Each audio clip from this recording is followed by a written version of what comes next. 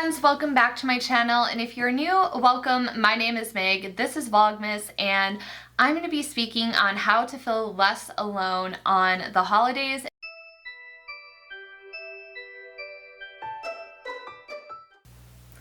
The holidays are always a hard time of year for several people for several different reasons, and if you're somebody that finds yourself alone on the holidays, or maybe this is your first time finding yourself alone on the holidays, I hope this video can help you.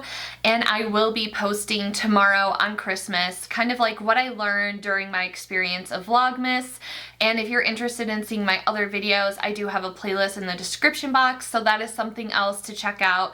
This Vlogmas was really important for me to just challenge myself to see if I could do it, but also I wanted to talk a lot about self-love and self-care and the ups and downs and ebbs and flows of life. So if that's something that's interesting to you, along with seeing some tidbits, I did some cooking videos, some decor videos, some shop with me videos, a little mix of everything. Be sure to check it out. I am somebody that grew up and holidays were such a big deal in my household, especially Christmas. When I was little, we would always go to my dad's side of the family for Christmas Eve, and then they would come over to my parents' house on Christmas morning and we would have breakfast together, we would open up presents, and then in the afternoon we would go to my mom's side of the family for Christmas dinner and opening up presents over there with everyone. So now my life is a lot different.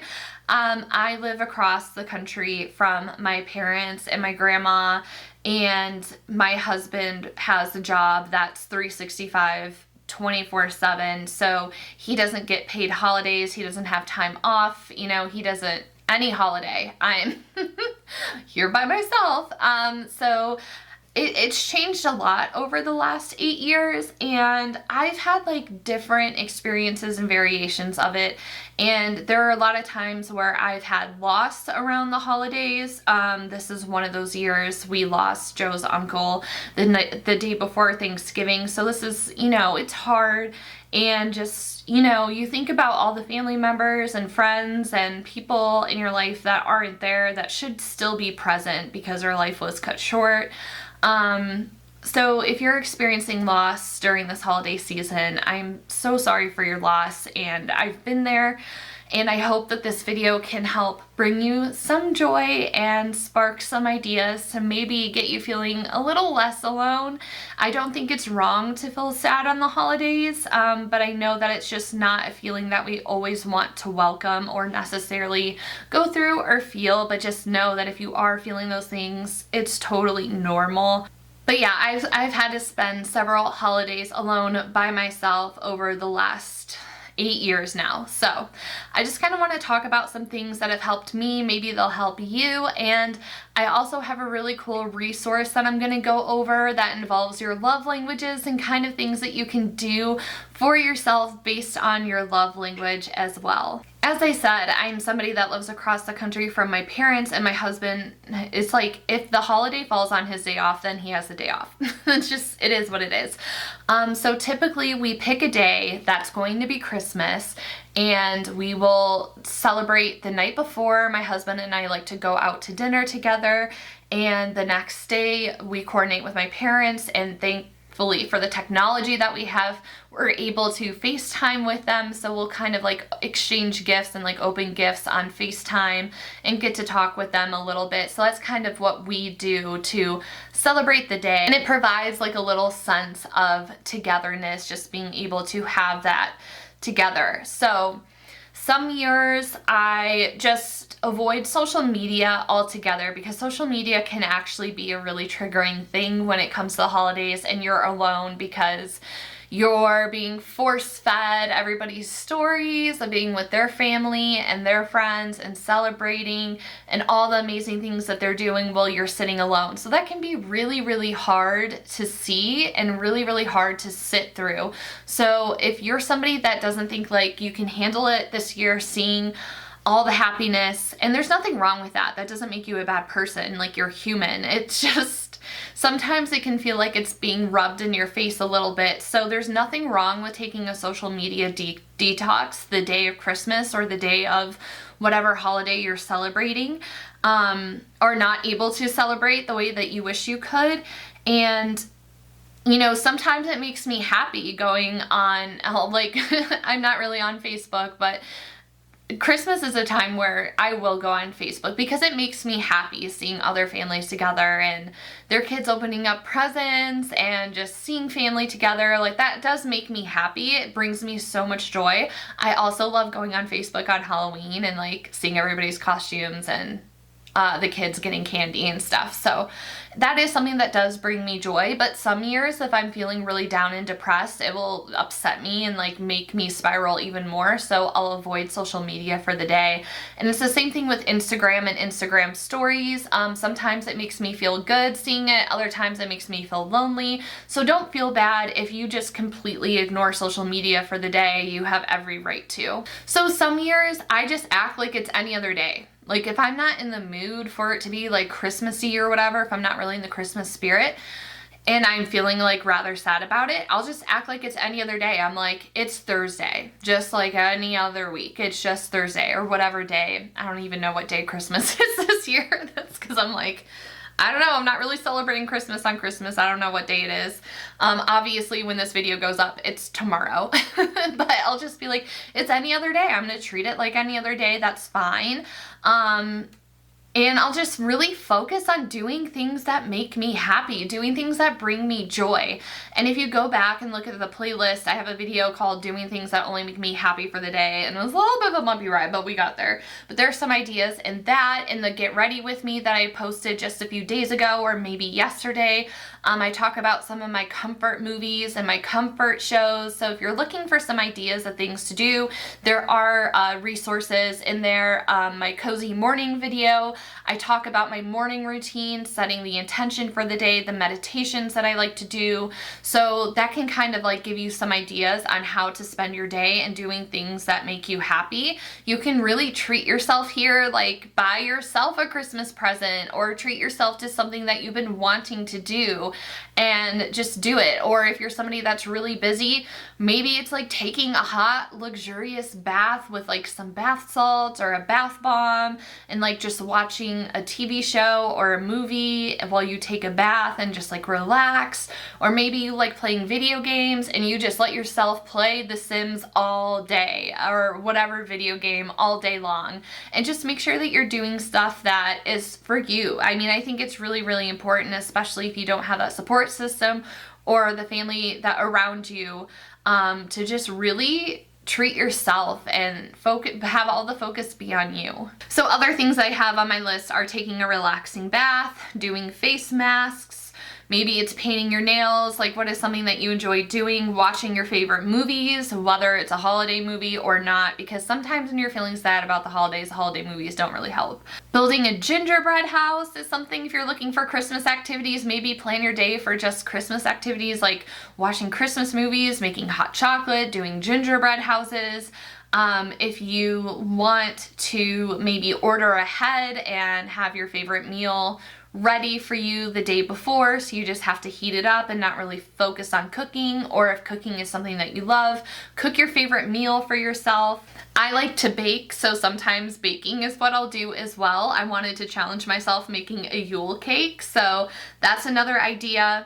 And if you are feeling lonely, please reach out to your friends and family and send them a text and be like, hey, like, I'm really struggling today, like, do you have a minute to talk? You know, because I feel like a lot of times people feel bad, like, oh, I know that they're with their family, or I know that they're doing this, but I feel like if you have, you know, good friends, they will be able to be there. If you're able to text them and be like, hey, I'm feeling a little bit lonely today, like, do you have a couple minutes to talk? Reach out to people. Don't sit there alone. It doesn't hurt to reach out. Because you never know, like, you may be having friends that are with family, but they're miserable with their family. So they may be having a hard time with the day too and struggling with it. So you never know, so people may be feeling the same way that you are. I do want to touch, if you're really struggling and you're feeling down, or you're feeling bad, or you're feeling sad, you're feeling lonely, you're feeling depressed on Christmas, some different coping mechanisms to try out for tomorrow is, again, like, just kind of like acting like it's any other day. Keep whatever routine that you have for a day to day is really important. take each day as it comes, take each hour as it comes. Let the people around you who care about you, let them know how they can support you. I mean, I know that I'm putting this video out on Christmas Eve, but let that spark an idea. Like, reach out to your friends, or if you have family members that you can reach out to and just say like, hey, like, I'm really struggling and need some support, and let them know. And they can reach out to you the day of, or you guys can talk that night. Maybe you can FaceTime for a little bit. Another thing to do is to let go of your ideas and let go of perfectionism as well. Finding some quiet time and some quiet moments. If you are somebody that is dealing with family and you have a hard time being around your family, just making sure that you find some quiet time away from that so you can kind of center and ground yourself. Don't compare your day and your Christmas to everyone else's. Again, like I said, a social media detox for the next day may be a good thing. Just remembering to breathe, like maybe do a meditation. This entire month, the 2 meditations that I have been loving, they're short and sweet. One is 5 minutes, one is 10 minutes. I have a hard time getting into meditation personally, so these work great for me. Just taking that 5 or 10 minutes and doing one of the meditations. I always have had them linked below throughout this entire Vlogmas in the description box. Setting boundaries, not being afraid to say no. The holidays is a really big time where it can be easy for us to tear our own boundaries down and not respect the boundaries that we're setting, because we may have people in our lives that don't respect the boundaries, and they can get especially pushy during Christmas. So just standing firm and not feeling guilty about your boundaries, not feeling guilty about saying no. And as always, just to remember to be gentle with yourself. You are so precious and so important and so valuable, and you deserve to be kind to yourself and deserve to be gentle with yourself. And remember, it's okay to not feel okay. I know that's a cheesy feeling, but it's okay to feel down. I feel like a lot of times we're, taught that we need to distract the sad away. And sometimes you just need to feel down for a little bit before you're able to move on to the next thing, or to be able to move on with your day. Now I want to talk about a post that I saw. I think this was like 2 years ago. I saw this.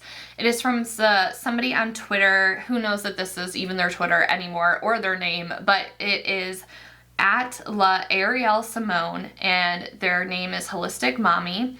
And they put together activities that you can do based off your love language, which I thought was so cool and so perfect. So I want to read off what some of those things are. And if you aren't familiar with the love languages, you can take a quiz and it will tell you what yours are. I'm basically tied for 3. Like, words of affirmation, quality time are like tied with each other, and then gift giving is like pretty much up there as well.